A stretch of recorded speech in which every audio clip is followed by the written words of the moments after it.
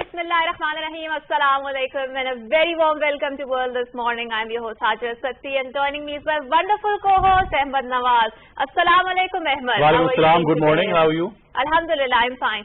So Ahmed, I really wanted to ask you, since you started working when you were also doing your bachelor's, right? I think not many of us had that opportunity. So how was your progress in that sense, and what advice would you recommend to the young people out there? Well, initially I still remember I was in my initial semesters of my bachelor's, so when I got selected for PTV, shortlisted. Wow. So that was back in 2013. So, right. Initially you don't have that experience of working in a major organization, let alone the respect and the aura that PTV enjoys in this part of the world. So, it was very prestigious, but to create that work and education life balance, I think has been the most difficult thing. But I was blessed with teachers who have been very, very supportive. Wonderful. Who actually, were the guiding light, who taught me how to balance. And, it was really inspiring for me because a lot of, curriculum that I was studying, I was able to practically implement it here. Wonderful. For example, news writing, news reporting. Especially, I still remember I had a paper of camera work. And I was able to practically, our camera people here, the wonderful people that we've got in our camera department, they helped me, actually figuring out, what's the tilt up, zoom in, zoom out, terminology like these. Right, and in this respect, Ahmed, I think you get the clarity of the thought that where do you want to go further and what sort of career trajectory do you want, right? And you're also clear which particular skill that you're lagging in and you want to polish that particular skill. So a lot of people who come to me and say that they wanted to do direct masters after the bachelor's, I always advise them, okay, work for at least 6 months and then be clarified about your thought, about your trajectory, yes, and then go and do your masters, because this is how you want to hone your skills, which you feel are lagging, and that would also give you clarity of thought in that respect, right? Ahmed, do you agree with that? I completely agree. I think then you realize, because a lot of us are very career oriented, so we need to find that direction in life that for bachelor's, what we've studied, are we able to implement it practically? Is this really the thing we want to be doing, or do we want to shift our course? And it's completely normal if you feel that you want to shift your direction as far as your curriculum and then your practical life is concerned. So I think the advice to students would be stick to the basics, and if you have got the opportunity to work along with your course of studies, enjoy that and learn to create that balance. And Ahmed, I'm so amazed because when I meet the young people out there, especially the people, teenagers who are just going to the universities, they're so talented, mashallah, alhamdulillah, and there's this silent revolution because everyone has DSLRs and they know about their field. They want to be a videographer, they want to be in the photography department. This is so amazing that how people, or the young people, are actually clear about their career trajectories. Absolutely. I think now it's time to tell you what's been happening all around the world, and especially for Pakistan as well. Let's take a look at our top stories. Right. So, Prime Minister is visiting China. It is his second day, and Pakistan and China have agreed to promote their multi-dimensional cooperation, including CPEC, and further strengthen strategic partnership. The understanding came at a meeting between Chinese President Xi Jinping and Prime Minister Shehbaz Sharif in Beijing. The two sides reviewed the all-weather strategic cooperation partnership, including China-Pakistan Economic Corridor. The meeting focused on bilateral cooperation, especially in the industrial sector. The Prime Minister will hold delegation-level talks with Premier Li Keqiang and also meet Chinese investors and business community. What a historic day, not just for Pakistan, but for China as well. Imagine a President Xi being re-elected as head of the Communist Party and the President of China, and then the first state visit, the first invitation is sent to Prime Minister Shehbaz Sharif of Pakistan, who is now the first leader to visit China after this re-election of President Xi. And of course, we always talk about that, iron brotherhood bond, all-weather strategic cooperative partnership, as you just mentioned. And it's very wonderful to see that these two sides not only enjoy cordial relations at the government, state level, business community, but the people-to-people exchange between these two sides is absolutely lovely. True, wonderful. So, Ahmed, the next top story is about our own profession, about the journalism. So, today we are observing the International Day to End the Impunity Against the Journalist, and it is being observed today. This year's slogan of the day is "Knowing the Truth is Protecting the Truth." The United Nations General Assembly, through a resolution, proclaimed November 2nd as the International Day to End Impunity for the Crimes Against the Journalists in the commemoration of the assassination of 2 French journalists in Mali on this day in 2013. I think very important to discuss this when we talk about, Pakistan is one of the countries that is blessed with freedom of expression and, you know, journalists, and there are rights over here to an extent. But obviously, when you look across the border, especially what's been happening in Indian illegally occupied Jammu and Kashmir, how freedom of expression has been silenced, how journalists have been suppressed, not just there, but even if you move towards Palestine as well. Internationally, we've seen that things have been not that easy for journalists who have been working in this field to, you know, get that truth to the public. So I think that's very important. But because we're talking about a historic visit of the Prime Minister to China, and it's very important to talk to people who understand this diplomacy business and are the experts when we talk about diplomacy, when we talk about diplomatic relations, when we talk about state to state and government to government relations. Very honored to be joined by a gentleman who's going to be talking all about that, Ambassador Salahuddin Chaudhary. Assalamu alaikum, sir. Good morning. Assalamu alaikum. How are you, Good morning. Fine, thank you. Great to have you, sir. Sure. Right, the sir. pleasure is mine. Sir, as an ambassador yourself, we've been talking Excuse about... me. Yes, sir. Ahmed Nawaz, before you start, ask me a question. Right, sir. I would like to make an aside. Yes, sir. Ahmed Nawaz and also Hajra Satti. You know, you said just a few moments ago the aura of PTV. Do you know that I was also a television producer, PTV? Wonderful. And I'm so happy to hear that you are proud of that. So am I, till today. So that means you're back home, sir. Back home. Well, wonderful to know that as well. I think I think Ambassador Saab has just hit the nail on the head. There might be many things that you see in Pakistan, but trust me, working for PTV, and I'm into my 10th year now, has been the most prestigious part of my life. And I think all of us have cherished that. Hajra, you were saying you were talking about the youngsters. You yourself are a You can do a lot of things. You are already introducing so well, both of you. Fantastic.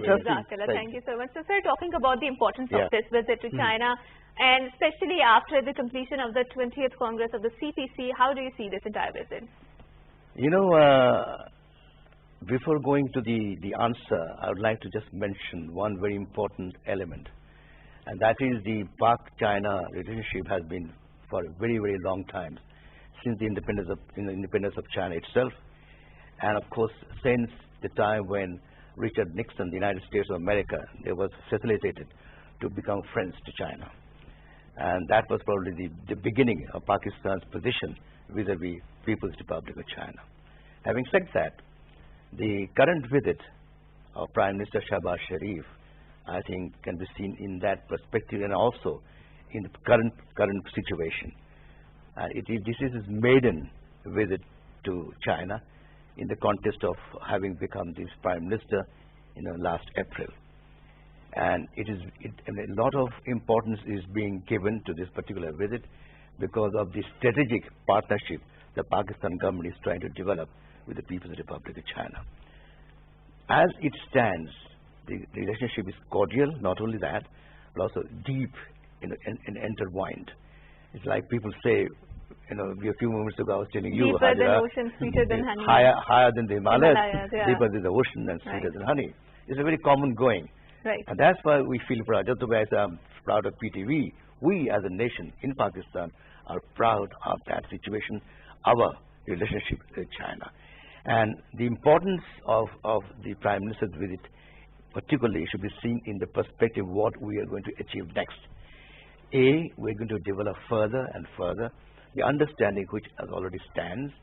B, there are three main objectives for this particular visit that Shehbaz Sharif Sahab will be discussing with his counterpart, A, Premier Lee Keqiang, and then of course Xi Jinping.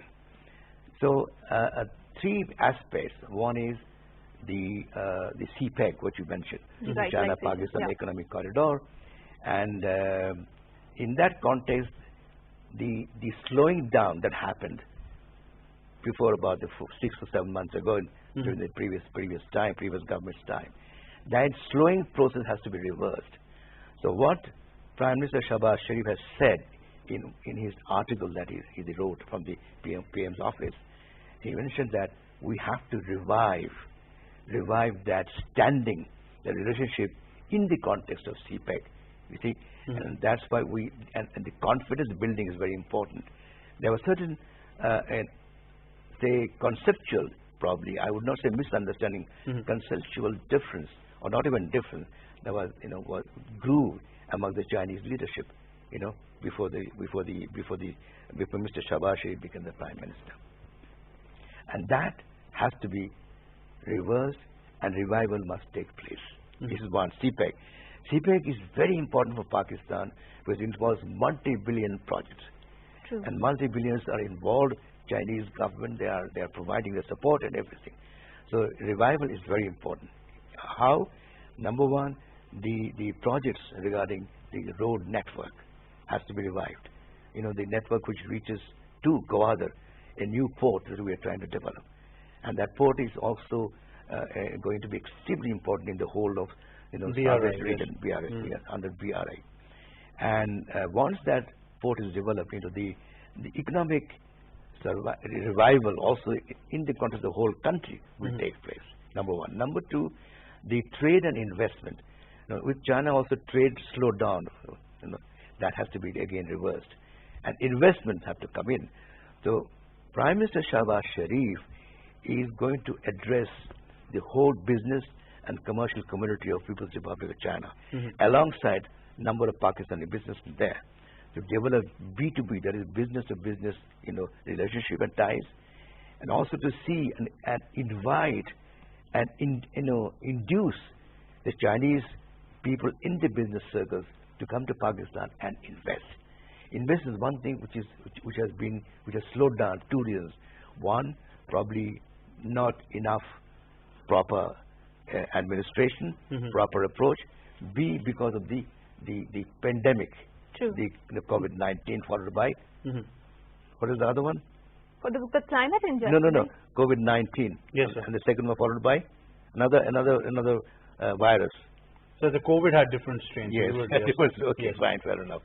So the 3 years we had to go into the cold storage. So that's why it didn't take place as much. These are the two reasons. And the third is the agreements that we have with People's Republic of China. They need to be also revived to come into action. So Prime Minister is trying to make an urging to his counterpart and the Chinese government to bring back that is called Pak China agreement, and this agreement has to be revived, and probably they have already in place a number of MOUs and agreements to be signed with People's Republic of China. There's a lot of trust between these two countries, as you mentioned, even on the business level as well. There are a lot of entrepreneurs who invested in Pakistan. Telecom sector has received a lot of investment from Chinese companies. That is one such example. But as you mentioned that, there have been hurdles in the past which now need to be overcome. What is the main focus when you talk about China? Of course, is ready to invest in the development sector, in energy, and what should we be doing more? Is it providing ease of doing business? Is it providing legislation to an extent where that time barrier is eliminated? One window operations, for example, at ports. What should be Pakistan's case forward? You are absolutely right, Ahmed Nawaz. I think you mentioned the right element of our relationship. The most important at the moment, as I said, as you also agreed, is a revival to bring back the understanding. Number two, like you said, trust. Trust building is not easy, but for that, what you do, you try and develop your own mindset. This is important not only for you as an individual, but also in the context of the nation. The national psyche and the national mindset has to be, how would I say, it has to be brought about in terms of reverberations. They must be seen that we are having the positive approach. Once that is there, then our Chinese, friends, they will also start believing in you. And already there is a trust there, because there's no trust deficit as such. But it's slowed down. That has to be reversed, as I said earlier. So for that, what we do, we try to extend our hands of friendship as much as possible. Chinese policy, I'll just like to mention to you, the pillar of Chinese foreign policy is friendship for all and malice to none, hatred to none, friendship for all. Like the Confucius, the person, the great revolutionary, the mastermind of the doctrine of Confucius, he mentioned the same thing. And you have to have to bring and develop friendship first. Once that is there and it's seen that you're having in friendship, then the response will be quick, faster, and more responsible. Wonderful. Sir, so how can we make the optimal use of the second phase of the Pakistan-China free trade agreement, and especially in the age of the decoupling going on between the two great powers? How can we become in the first place a manufacturing base for the China or an extension of their supply chain network? You know, again, Hajra, you just said the right thing. How can we bring back that, the coupling, etc., right? Right. But the basis is, like I said, friendship and trust, like you said, Ahmed Nawaz, trust. So once that is in place, then things will move smoothly. There are many projects. You know, the ML1 mainline railway from Karachi to from Peshawar to Karachi, and then there is also the railway network to Gwadar and all that stuff, and also the road network. That will start moving faster. It was, as I said earlier, the project all went into cold storage somehow. So that has to be brought back, and in fact there should be quick start. Like, you know, like you have the startup business, you do quick start. Absolutely. And for that you need the zeal, the enthusiasm, and further confidence building. It's very important. And I'm sure Chinese, they have never stopped supporting Pakistan, even in international forums. Yes, sir. Multilateral businesses. They continue to support us. Even in the recent past, in regard to Kashmir, the Chinese government reiterated that Pakistan's position in the context of United Nations resolution is the most important. We must honor that. Said it just to us last week. What does it mean? It means China has the friendship, the love for Pakistan, just the way Pakistan and the Pakistani nation have love for Chinese. How important does the people-to-people exchange become, sir? Because in the past few years, we've not only seen business relations, but you know, people on a very common level. A lot of our students have gone in China. There's a large number. We've seen Chinese common people coming to Pakistan.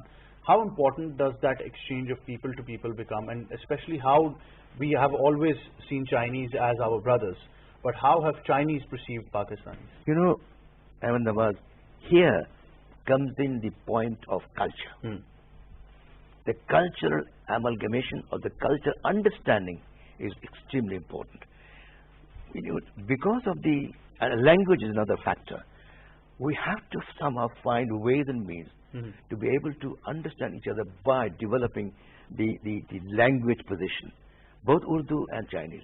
There's a lot of interest on the other side for the Urdu language of Pakistan, but we on our part probably still not going that fast. Because Chinese language learning is not so easy. It's difficult. Most difficult one ever. Most difficult. I tried once, but I failed. I had to stop and go for French. Anyway, so the language is very important, number one. Number two, cultural contacts. Now I'll give you a suggestion. I have a suggestion for the government to give here now, right now. Yes, sir. There is the project of ACZ, which means Special Economic Zones. Right. Now, my suggestion to the government will be create a cultural square within the economic zone, because even for economic understanding, economic interaction, engineering interaction, etc., if there is a common place where people can come, meet, sit, talk, sing. Like last night I was seeing on the television, there were street performers, dancers, dancing just like that, and everybody else watching. This is called cultural approach, and the Chinese equally will respond. I saw even them doing the same thing. Yes, sir. This is very, very A lot of them have been singing our national song. Yes. So the cultural approach is extremely important, and once you are culturally revived, I think that sky will be the limit. Absolutely. Absolutely. Sir, so we would like to ask you before wrapping up this segment that how can we cooperate in the climate injustice and climate action arena, especially considering the fact that Pakistan is very vulnerable to the climate change. And also there was a study published in the Chinese study that mentioned that China's carbon imprint went down 48% by the 2005, right? So, and China is a great supporter of green transition. So how can Pakistan cooperate with China on this? Very important. Hajra, you just asked the right question. It is closest to my heart. You know why? these days I'm I working. think it's close to every Pakistani's heart, right? Exactly. No, Yeah. even particularly for me, because I am from the diplomatic field. Yes, sir. But I have developed a passion for the climate, environment degradation and climate-based, problems. So there, we have established an organization called Center for Public Culture Diplomacy, CPCD, and our main focus will be on climate change. As you said correctly, Right. Pakistan is now within one of the 10 most dangerous countries in the world in the context of footprints, carbon emissions, etc., etc. However, carbon emission in Pakistan is still very, very low. Less than 1%. Minus 1, yes. less than 1%. But there are other factors. There are many other related factors. They have to be controlled. Battle has to be ensued. So our conference that we are going to hold all about climate change. And Prime Minister my Prime Minister Shahbaz Sharif is going to the conference as a Vice President. He'll be conducting the whole session, yeah. COP27. Right. Last year I took part in COP26. 26, yes. By giving my ways of South Asian issues in the presentation. And so there is also a strategy that Pakistan government has developed is called climate justice. Right. However, I would add, alongside climate justice, it will come, we must try, just like the United Nations Secretary General has mentioned time and again, let the government of Pakistan try for debt relief, how would I say, debt relief and probably continuation of the debt return process. That has to be also addressed at the climate change summit. That will help, because Pakistan has already suffered devastation of floods, monsoons, etc. And some experts say it might come again. We have to be prepared. Reconstruction, rehabilitation, most important. But I like the fact that Ambassador Salahuddin mentions battle, because this should be on war footing now. As Sir mentioned, that it is expected that the next brunt, God forbids, would be even greater, and we need to be prepared for that. That's very true, and with that we will wrap up our segment. So don't go anywhere, because after a short break we will be having a very interesting. Thank you very much, sir, for being on the show. It was great having you and learning from your insight as well. And hopefully, I think this visit will open up many new vistas of opportunity. You're most welcome, and I would like to continue our interaction in the future. Sir, inshallah. Inshallah. PTB person, PTB old person. Well, thank you very much. And as Hajra said, don't go away, because we're coming right back with something very special.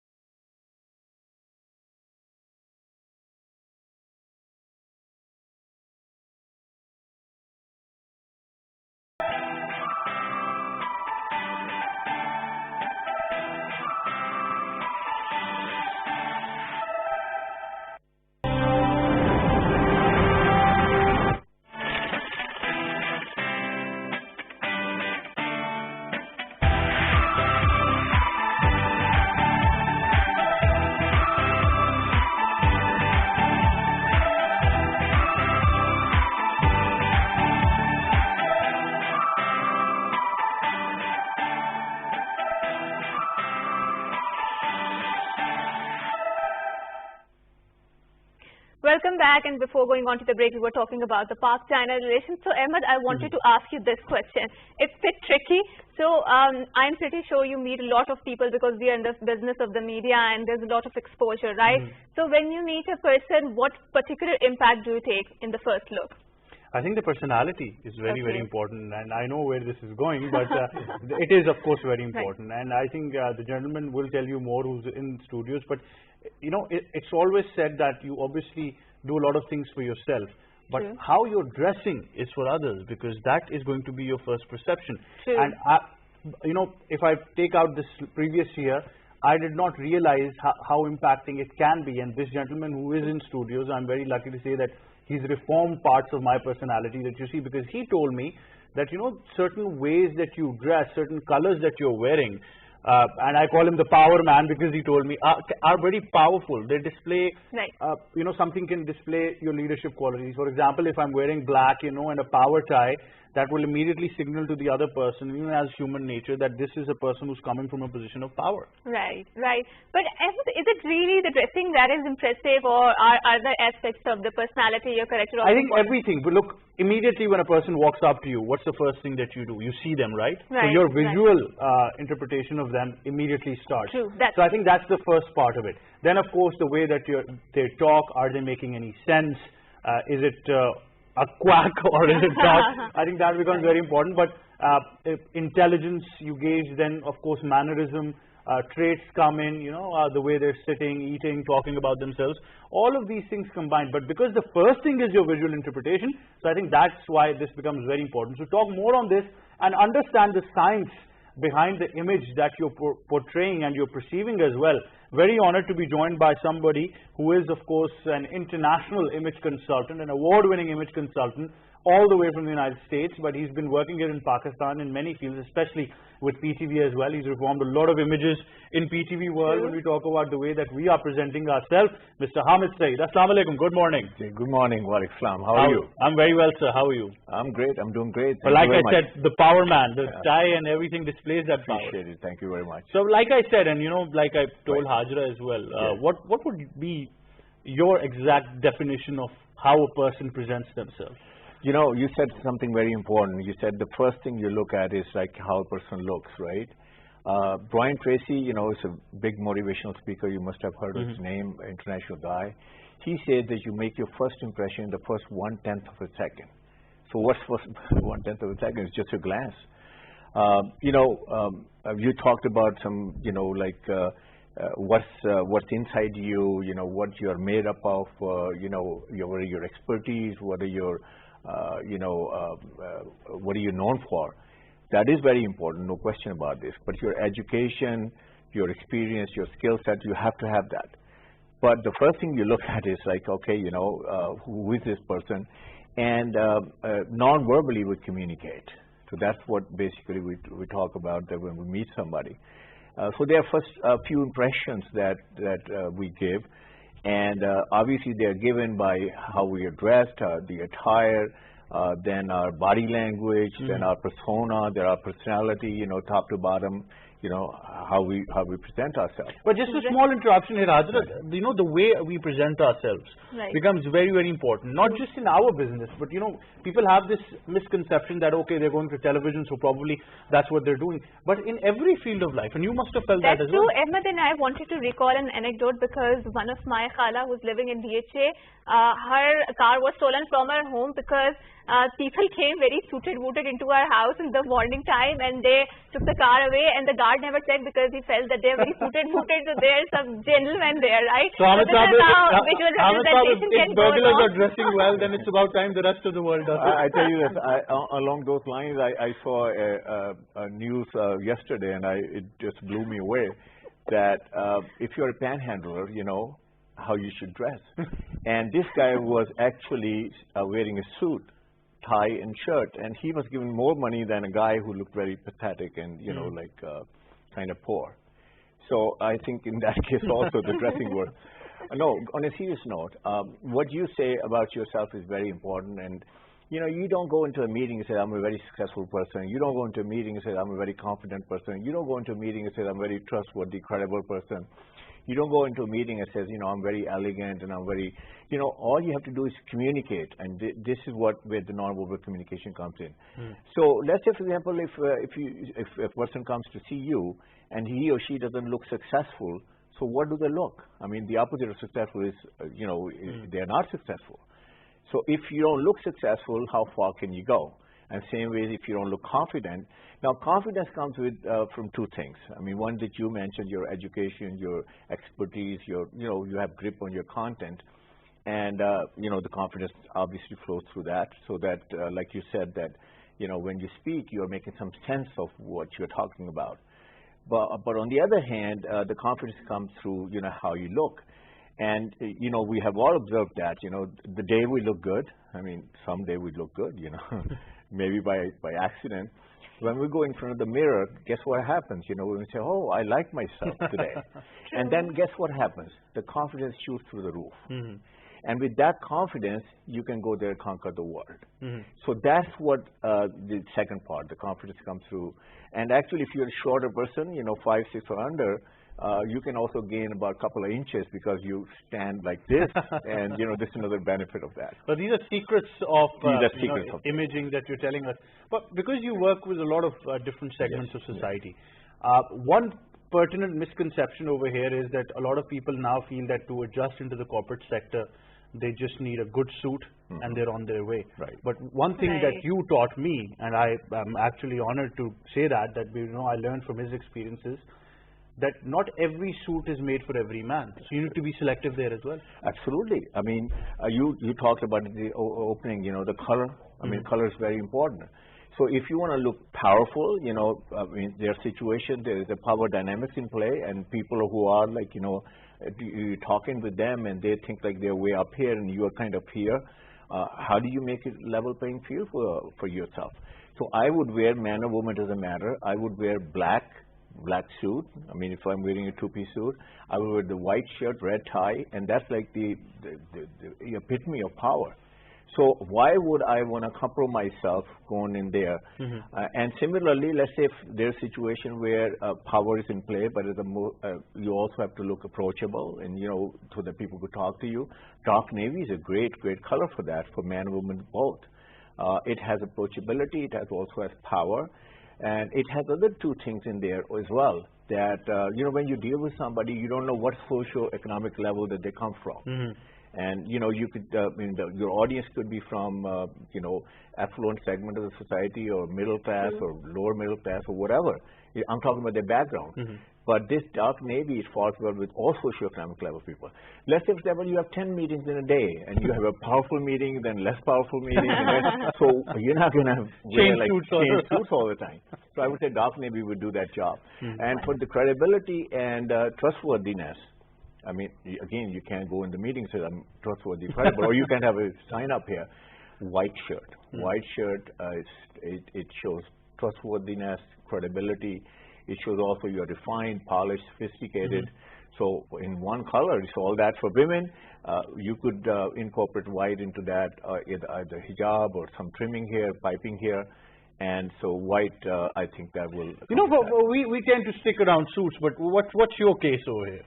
I think the shalwar kameez is too fine because I do feel really much more comfortable in a national dress. So I really wanted to ask you that I heard across this court that invest in yourself because you are your most valuable asset. Right. So why do we need to invest in ourselves? Because considering the fact that there's so much economic inflation going on and people have applied to a lot of positions, they haven't heard back. Why is it important to invest in ourselves? Well, look, I would say that because I'm the dressing guy, I would say that dressing is not an expense, it's an investment.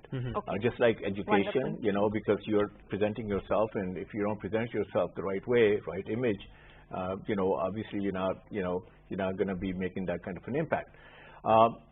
Talking about money, inflation, and all this, this is a high time that, if I were to ask you or anybody here or the audience that out of all the clothes you have in your closet, what percentage do you wear?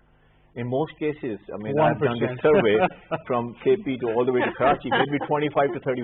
With women, I mean, typically, I have a lot in the closet, but nothing to wear. I mean, we hear that.